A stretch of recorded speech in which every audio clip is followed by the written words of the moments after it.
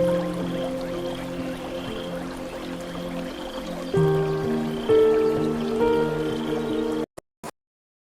My dear student, welcome back to learn and grow.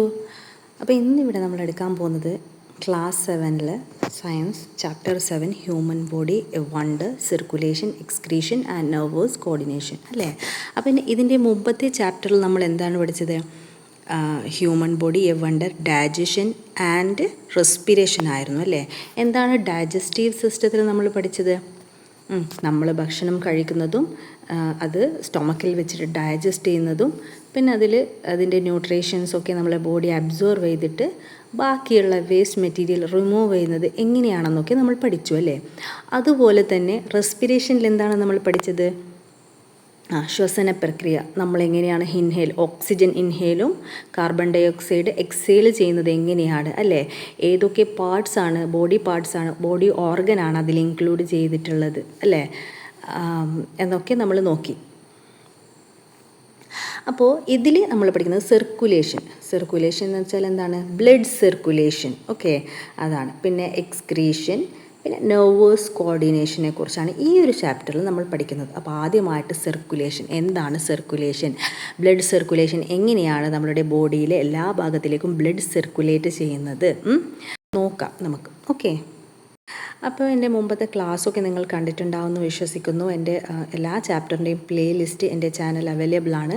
അപ്പോൾ നിങ്ങൾക്ക് class കണ്ട് ഇഷ്ടപ്പെട്ടാൽ do subscribe, support and share with your friends. Okay, അപ്പോൾ ചാപ്റ്ററിൻ്റെ ആദ്യം തന്നെ ഒരു കുട്ടി സുഖമില്ലാതെ ഇങ്ങനെ കിടക്കുന്നതായിട്ട് കാണാം അല്ലേ. ഹോസ്പിറ്റലൈസ്ഡ് ആണ്. അപ്പോൾ എന്താണ് നമുക്ക് നോക്കാം. എന്താണ് ഈ കുട്ടി ഹോസ്പിറ്റലൈസ്ഡ് ആവാൻ കാരണം എന്താണ്? Observe the picture. A child who had not taken any food for 2 days and had become weak due to severe fever was admitted in the hospital. Okay, അപ്പോൾ ഈ കുട്ടിക്ക് ഭയങ്കര ഫീവർ ആയിരുന്നു. അപ്പോൾ അത് കാരണം ഈ കുട്ടി നേരെ ശരിയായ രീതിയിൽ ഭക്ഷണം കഴിക്കാത്തത് കാരണം 2 ദിവസമായിട്ട് ഭയങ്കര വീക്കായിരുന്നു. ഓക്കെ, അപ്പോൾ അതുകൊണ്ട് തന്നെ the doctor prescribed glucose drip along with medicine. അപ്പോൾ മെഡിസിനൊപ്പം തന്നെ ഗ്ലൂക്കോസ് ഡ്രിപ്പും കൊടുക്കാനായിട്ട് പറഞ്ഞു. ഓക്കെ, അപ്പോൾ ഇവൻ്റെ കയ്യിൽ ഇഞ്ചെക്ട് ചെയ്ത് വെച്ചിരിക്കുന്നത് ഗ്ലൂക്കോസ് ആണ്. അപ്പോൾ why are some drugs and glucose injected directly into the blood? Does the glucose injected into the blood reach all part of the body? Discuss. Okay, അപ്പോൾ എന്തുകൊണ്ടാണ് ഈ ചില ഡ്രഗ്സും അല്ലെങ്കിൽ ഗ്ലൂക്കോസൊക്കെ ഇങ്ങനെ ബ്ലഡിൽ ഇഞ്ചെക്റ്റ് ചെയ്യുന്നത്? Does glucose injected in the blood reach all the part of the body? അപ്പോൾ നമ്മളിങ്ങനെ ഗ്ലൂക്കോസ് ഇഞ്ചെക്റ്റ് ചെയ്യുന്ന ഗ്ലൂക്കോസിലെ അത് ശരീരത്തിൻ്റെ എല്ലാ ഭാഗത്തും എത്തുന്നുണ്ടോ? ഡിസ്കസ്. അപ്പോൾ എത്തുന്നുണ്ടോ? നമ്മളെ ശരീരത്തിൽ ഇങ്ങനെ ബ്ലഡ് വെസലിൽ കുത്തിവെക്കുന്ന ഗ്ലൂക്കോസ് ശരീരത്തിൻ്റെ എല്ലാ ഭാഗത്തും എത്തുന്നുണ്ടോ? തീർച്ചയായിട്ടും അല്ലേ. എങ്ങനെയാണ്? ബ്ലഡ് വെസൽസിലൂടെയാണ് ഇത് ബോഡിയുടെ എല്ലാ പാർട്സിലേക്കും പോകുന്നത് അല്ലേ. അപ്പോൾ the nutrient that are released when the food is completely digested in the small intestine and oxygen that reaches the lungs as the result of breathing should reach the cell. How do they reach the cell? Okay, അപ്പോൾ നമ്മൾ food കഴിക്കുമ്പോൾ small ഇൻറ്റസ്റ്റൈനിൽ വെച്ചിട്ട് complete digest ആവുകയും അത് ശരീരം അതിൻ്റെ ന്യൂട്രിയൻസൊക്കെ absorb ചെയ്യും. എന്നിട്ട് എല്ലാ ഭാഗത്തിലേക്കും എത്തിക്കുന്നില്ലേ? എന്നിട്ട് ultimately that reaches the cells to അല്ലേ, സെൽസിലേക്കും എത്തുന്നുണ്ട്. അപ്പോൾ ഇതെങ്ങനെയാണ്? അതുമാത്രമല്ല ഓക്സിജൻ നമ്മൾ ലങ്സിലേക്ക് നമ്മൾ ബ്രീത്ത് ചെയ്യുമ്പോൾ ലങ്സിലേക്കും പിന്നെ അത് സെൽസിലേക്കൊക്കെ റീച്ച് ചെയ്യുന്നത്. ഇതെങ്ങനെയാണ്? How do they reach the cell? അപ്പോൾ അതെങ്ങനെയാണ്? സ്മോൾ ഇൻറ്റസ്റ്റൈനിൽ വെച്ചിട്ട് നമ്മൾ കഴിക്കുന്ന ഫുഡ് കംപ്ലീറ്റ് ആയിട്ട് ഡൈജസ്റ്റ് ആവും. അതിൻ്റെ ന്യൂട്രിയൻസ് എന്താണ് അബ്സോർബ് ചെയ്യുന്നത്? നമ്മൾ പഠിച്ചു വില്ലൈ അല്ലേ. വില്ലൈ എന്ന് വെച്ചാൽ the wall of the small intestine have 1000 finger like out growth അല്ലേ. ഒരു ഫിംഗർ ലൈക്ക് ഔട്ട് ഗ്രോത്ത് ഇങ്ങനെയുണ്ട്. അപ്പോൾ അതാണ് ഈ ന്യൂട്രിയൻസൊക്കെ അബ്സോർവ് ചെയ്യുന്നത്. ഓക്കെ, അത് ആ ഫിംഗർ ലൈക്ക് ഔട്ട് ഗ്രോത്തിൽ ഓരോ ബ്ലഡ് സ്ട്രീംസ് ഉണ്ട്. ആ ബ്ലഡ് സ്ട്രീംസാണ് ഈ ന്യൂട്രിയൻസ് അവൈലബിൾ ചെയ്തിട്ട് ശരീരത്തിൻ്റെ എല്ലാ ഭാഗത്തിലേക്കും എത്തിക്കുന്നത്. ഓക്കെ, അപ്പോൾ നോക്കാം. Write down your assumption. നമ്മളുടെ അസംഷൻ എഴുതാനാണ് പറയുന്നത്. അപ്പോൾ നമ്മൾ ഓൾറെഡി പറഞ്ഞു കഴിഞ്ഞു. അപ്പോൾ എന്താണ് ഇവിടെ സർക്കുലേറ്ററി സിസ്റ്റം? നമുക്ക് നോക്കാം. Nutrients that are absorbed by the villi in the small intestine and oxygen obtained as a result of breathing reach the cell. All these functions are performed by system which consist of blood vessels and heart is a circulatory system. Okay, അപ്പോൾ നമ്മൾ പറഞ്ഞ പോലെ തന്നെ nutrients that absorbed by the villi in the small intestine and oxygen obtained as a result of breathing reach the cell. അല്ലേ? നമ്മുടെ ഓക്സിജനും nutrient അബ്സോർപ്ഷനൊക്കെ നടക്കുന്നത് small ഇൻറ്റസ്റ്റൈനിലെ വില്ലിയിലൂടെയാണ്. Okay, അപ്പോൾ അത് അവസാനമായിട്ട് സെല്ലിൽ റീച്ച് ആവും. അപ്പോൾ അതേപോലെ തന്നെ ഇതൊക്കെ പെർഫോം ചെയ്യുന്നത് എന്താണ്? ബ്ലഡ് ആണ് അല്ലേ? All the functions are performed by blood. The system which consist of blood vessels and heart is the circulatory system. അപ്പോൾ സർക്കുലേറ്ററി സിസ്റ്റം കൺസിസ്റ്റ് ഓഫ് എന്തൊക്കെയുണ്ട്? Blood vessels and heart. Observe the picture and write down the parts of human circulatory system. അപ്പോൾ human circulatory സിസ്റ്റത്തിൻ്റെ part ഏതൊക്കെയാണ്? Blood vessels and heart അല്ലേ? An important function of the circulatory system is to transport nutrient and oxygen-rich blood from the heart to all parts of the body, and also to carry carbon dioxide rich blood from different part of the body to the heart. Okay, അപ്പോൾ ഈ circulatory സിസ്റ്റത്തിൻ്റെ important function എന്ന് വെച്ചാൽ എന്താണ്? Transport of nutrient transport ചെയ്യുകയും അതുമാത്രമല്ല പിന്നെ oxygen റിച്ചായ blood ഹാർട്ടിൽ നിന്ന് ബോഡീൻ്റെ എല്ലാ പാർട്സിലേക്ക് എത്തിക്കുകയും and also to carry carbon dioxide rich blood from different part of the body to the heart. ശരീരത്തിൻ്റെ എല്ലാ ഭാഗത്തു നിന്നും കാർബൺ ഡയോക്സൈഡ് റിച്ച് ബ്ലഡ് ശരീരത്തിൻ്റെ എല്ലാ ഭാഗത്തു നിന്നും ക്യാരി ചെയ്തിട്ട് ഹാർട്ടിലേക്ക് എത്തിക്കുകയും ഹാർട്ടിൽ നിന്ന് ഓക്സിജൻ റിച്ച് ആയിട്ടുള്ള ബ്ലഡ് ബോഡീൻ്റെ എല്ലാ പാർട്സിലേക്ക് എത്തിക്കുകയുമാണ് ഈ ഒരു സർക്കുലേറ്ററി സിസ്റ്റത്തിൻ്റെ ഇമ്പോർട്ടൻറ്റ് ഫങ്ഷൻ എന്ന് പറയുന്നത്. ഓക്കെ, അപ്പോൾ ഹ്യൂമൻ ബ്ലഡ് നമുക്ക് നോക്കാം. Human blood. Do you know the colour of our blood? നമ്മൾ is the colour of our blood red colour അല്ലേ? Why is blood is red in colour? എന്തുകൊണ്ടാണ്? The red colour of the blood is due to the presence of a pigment called haemoglobin. എന്താണ് red colour? ബ്ലഡിൻ്റെ colour red ആവാൻ കാരണം ഇതിലൊരു pigment അടങ്ങിയിട്ടുണ്ട്. അതിൻ്റെ പേരാണ് haemoglobin. Iron and protein are the main component of haemoglobin. അപ്പോൾ ഹീമോഗ്ലോബിൻ്റെ main component എന്ന് പറയുന്നത് അയണും പ്രോട്ടീനുമാണ്. അപ്പോൾ haven't you understood the necessity of consuming iron rich food? അപ്പോൾ എന്തുകൊണ്ടാണ് നമ്മൾക്ക് ബ്ലഡ് നന്നായിട്ട് ഉണ്ടാവണമെങ്കിൽ അയൺ റിച്ച് ആയിട്ടുള്ള ഫുഡൊക്കെ കൺസ്യൂം ചെയ്യണമെന്ന് പറയും അല്ലേ? അപ്പോൾ എന്തുകൊണ്ടാണെന്ന് മനസ്സിലായാലോ? കാരണം ഹീമോഗ്ലോബിൻ്റെ മെയിൻ കമ്പോണൻ്റ് എന്ന് പറയുന്നത് അയണും പ്രോട്ടീനുമാണ്. അപ്പോൾ അങ്ങനെയുള്ള ഭക്ഷ്യങ്ങൾ ധാരാളമായിട്ട് ബ്ലഡ് ഉണ്ടാവാൻ വേണ്ടിയിട്ട് ആ ടൈപ്പ് ഓഫ് ഫുഡ് ധാരാളമായിട്ട് കഴിക്കേണ്ടതായിട്ട് വരും അല്ലേ? നോക്കാം. താഴെ പിക്ചർ കൊടുത്തിട്ടുണ്ട്. Observe the picture of some food item containing iron, find out other food item containing iron and record in the science diary. Okay, അപ്പോൾ ഇവിടെ കൊടുത്തിട്ടുണ്ട് ഡേറ്റ്സ്, എഗ്, മൊരിങ്ങ ലീഫ് അല്ലേ? മുരിങ്ങയില.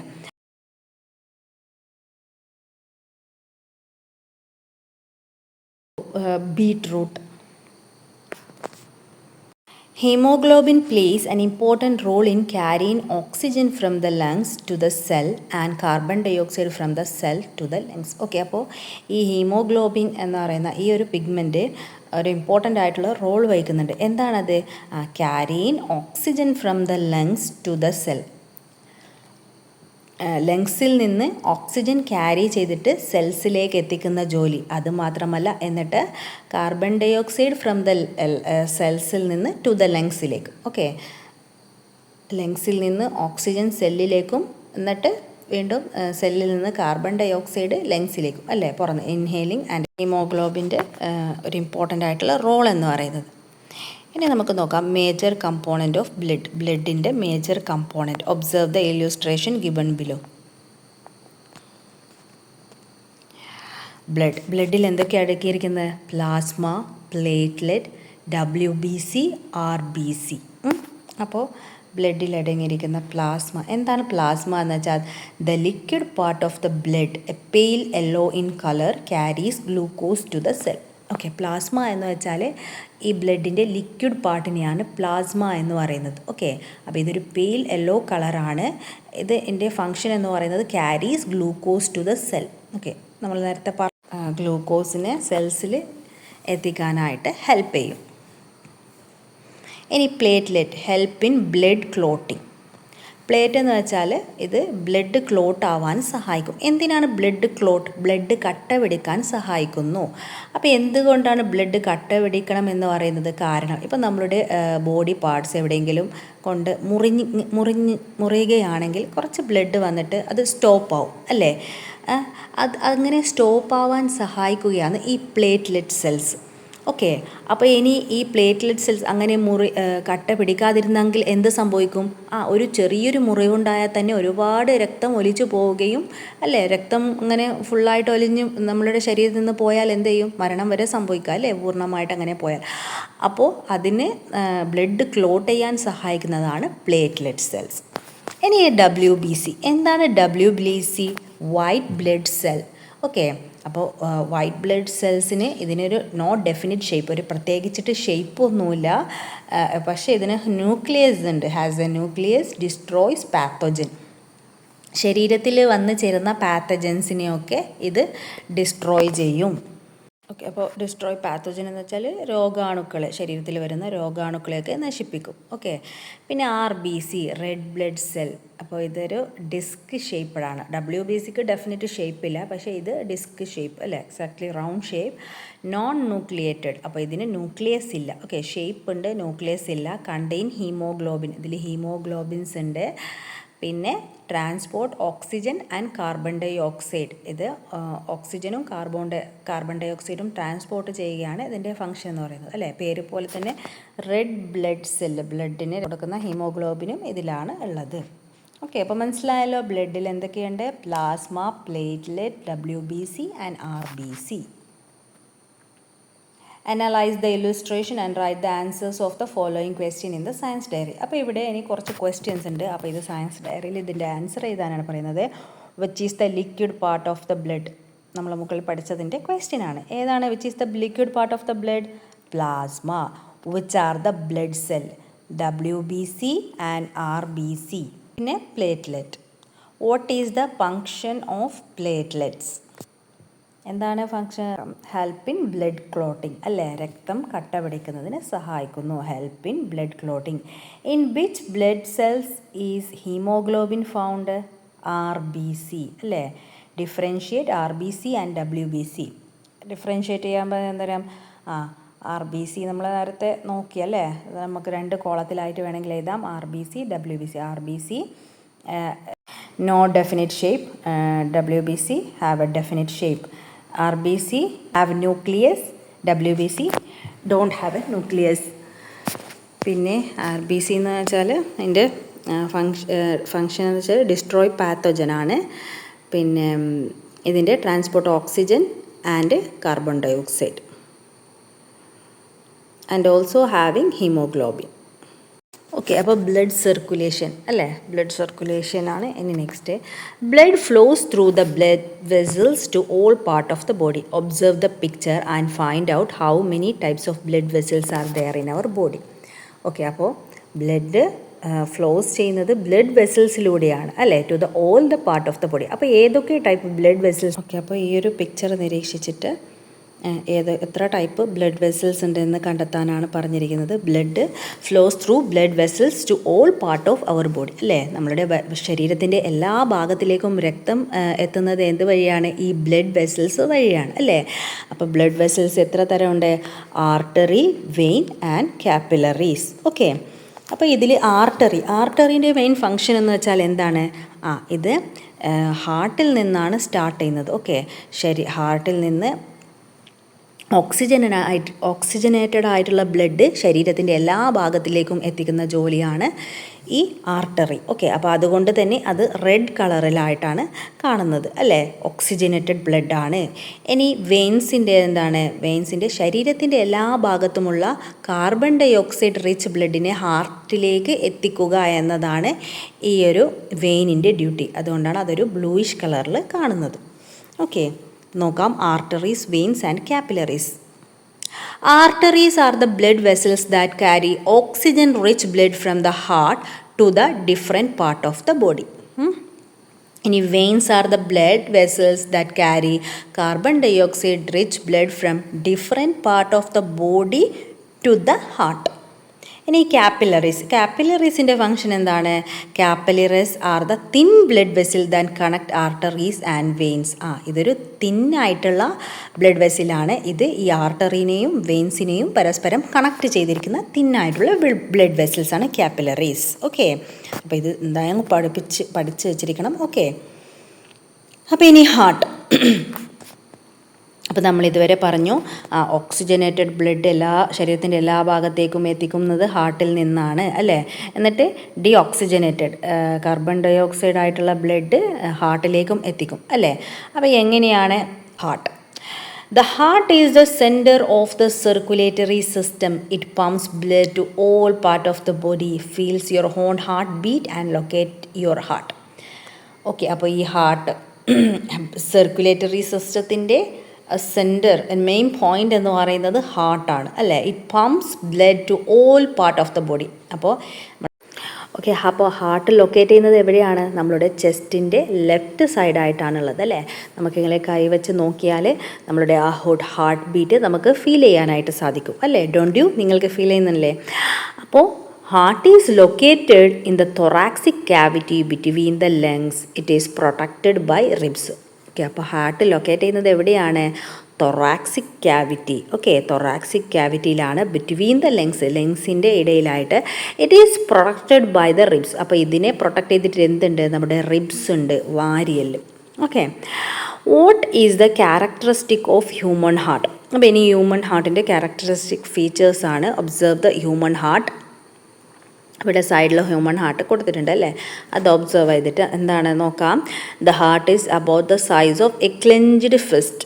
ഓക്കെ, അപ്പോൾ ഹാർട്ടിൻ്റെ സൈസ് എന്ന് പറയുന്നത് ക്ലെഞ്ച്ഡ് ഫിസ്റ്റ് എന്ന് വെച്ചാൽ നമ്മുടെ കൈ വിരലുകൾ ഇങ്ങനെ ചുരുട്ടിപ്പിടിച്ചാൽ എത്ര ഉണ്ടാവുമോ അത്രയുമാണ് ഈ ഹാർട്ടിൻ്റെ സൈസ് എന്ന് പറയുന്നത്. Okay, the heart is covered by a double layered membrane called pericardium. Okay, അപ്പോൾ ഹാർട്ട് കവർ ചെയ്തിരിക്കുന്നത് ഒരു ഡബിൾ ലെയർ ആയിട്ടുള്ള മെംബ്രെയിനാണ്. അതിനെ പറയുന്ന പേരാണ് പെരികാർഡിയം.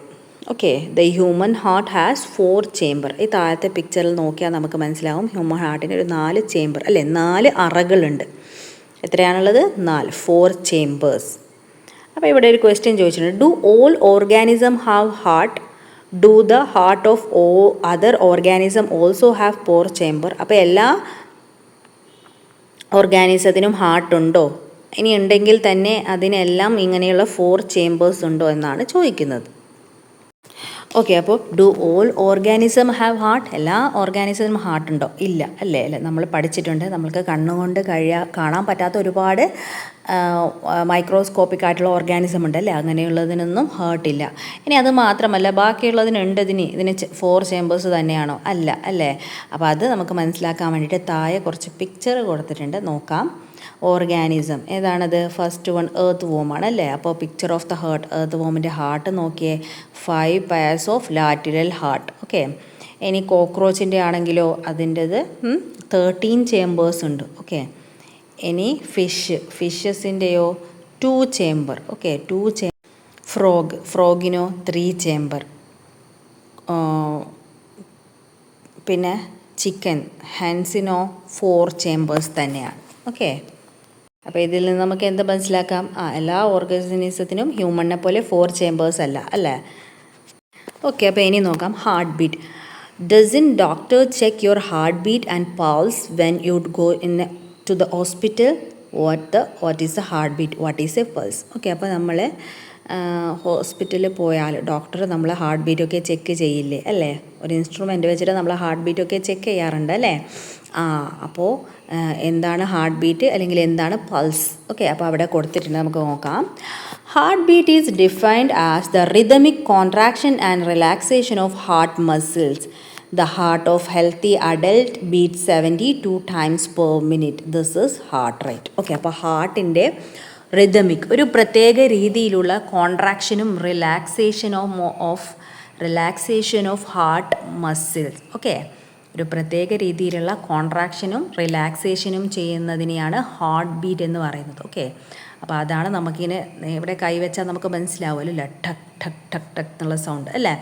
അപ്പോൾ ഒരു ഹെൽത്തി ആയിട്ടുള്ള ഒരു അഡൾട്ടിന് 72 ടൈംസ് പെർ മിനിറ്റ്, ഒരു മിനിറ്റിൽ 72 ടൈംസ് ഈ ഹാർട്ട് ബീറ്റ് ഉണ്ടാവും. ഓക്കെ, അപ്പോൾ നിങ്ങളത് വേണമെങ്കിൽ ചെക്ക് ചെയ്ത് നോക്കാം. ഒരു മിനിറ്റിൽ എത്ര ടൈംസാണ് നിങ്ങളുടെ ഹാർട്ട് ബീറ്റ് ചെയ്യുന്നത്. ഇതിനെയാണ് ഹാർട്ട് റേറ്റ് എന്ന് പറയുന്നത്. ഓക്കെ, അപ്പോൾ പൾസ് എന്ന് വെച്ചാൽ pulse is the wave produced in the artery as the result of heart beat.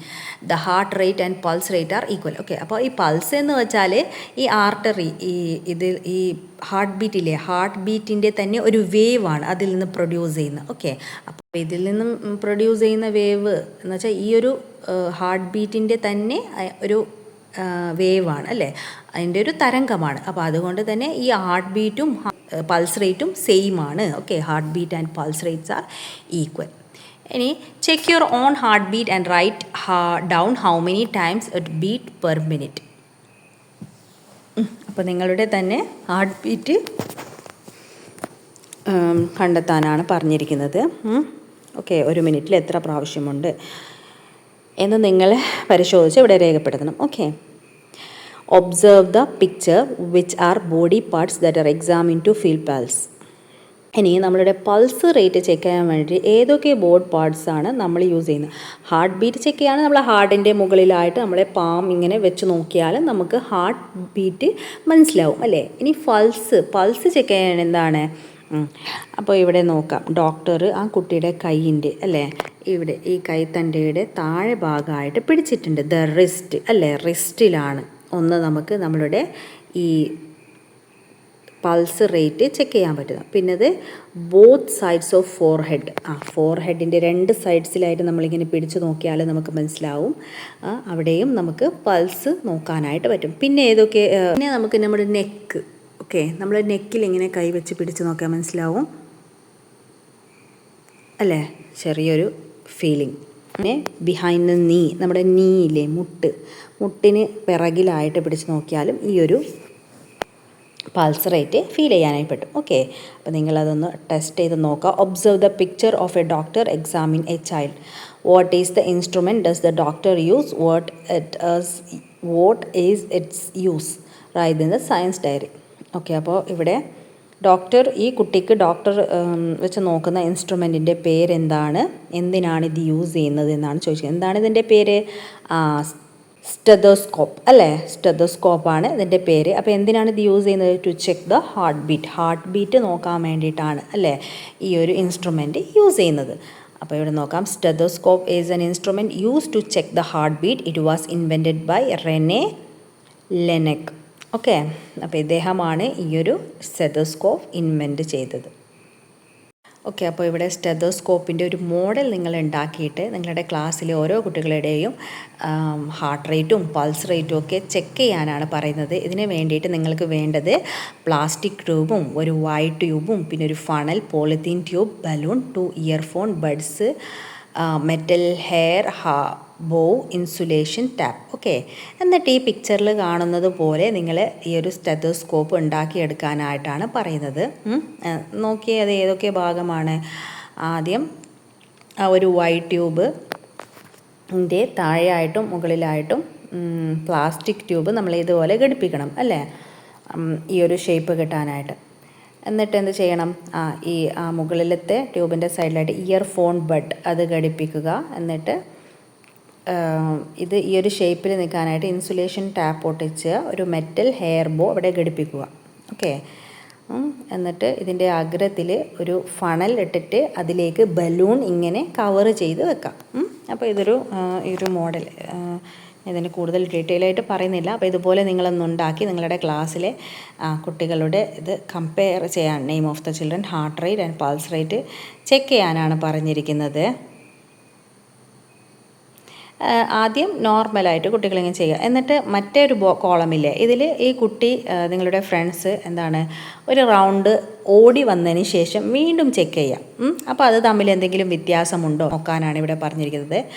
അപ്പോൾ ഓക്കെ, അപ്പോൾ നിങ്ങൾ നോർമലായിട്ടിരിക്കുമ്പോഴും അതുപോലെ തന്നെ ഒന്ന് റണ്ണിങ് ചെയ്ത് വന്നിരിക്കുമ്പോഴുള്ള ഹാർട്ട് റേറ്റ് സെയിം ആയിരിക്കുമോ? അല്ല അല്ലേ?